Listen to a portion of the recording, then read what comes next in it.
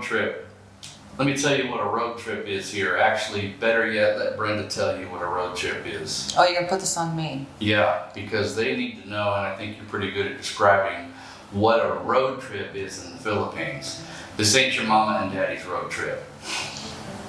Well, a road trip to me is when you pack up everything you think you need and a little bit extra, and you head out for the open road. Except for here, it's not so open. It's not so straight like we're used to. It's lots of turns, a lot of uncertainties, and then the road will end at some time because the ocean will appear, and then that's when it gets kind of exciting, right? Yeah, exciting is one word. It's not boring, that's for sure. There's always activity. Whenever you drive here, and I've been doing a lot of driving lately, whenever you drive here, you got to be alert the whole time. You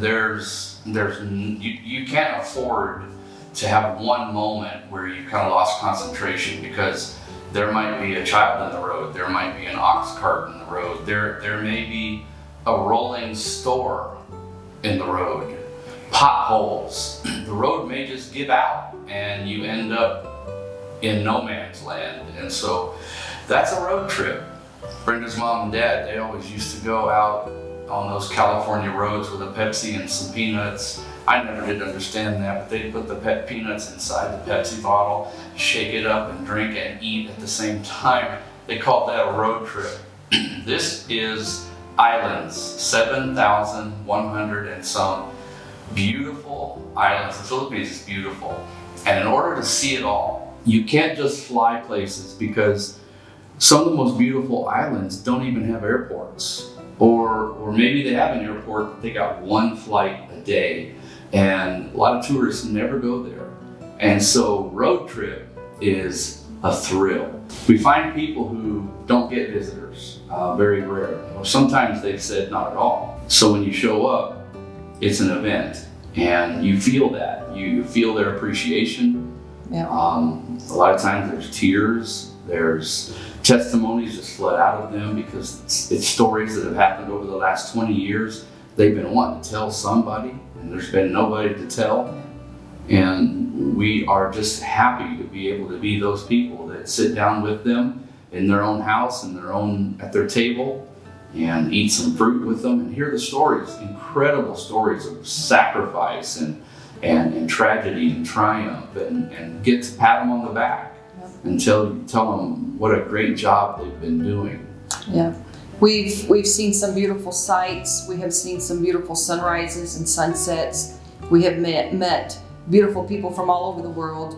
And I think for me, one of the things that's going to stick with me about the road trips here in the Philippines is the people that you meet along the way. No doubt. They are accommodating, they are helpful, and beautiful, I find.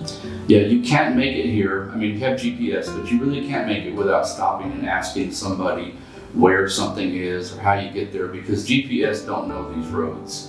And some things aren't listed. And I find that whenever you stop, people really want to help you. They are happy to talk to you. Sometimes they get that scared look on their face when they see it's an American and they have to use their English. But for the most part, people are just as happy as can be to be able to tell us where something's at.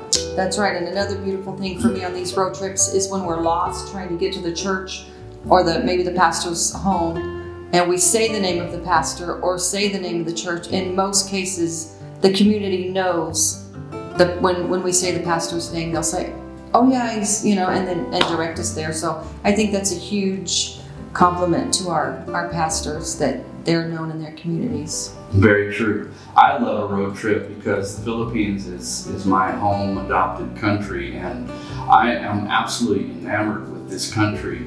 There's so much to see. Everywhere you go, there's sights.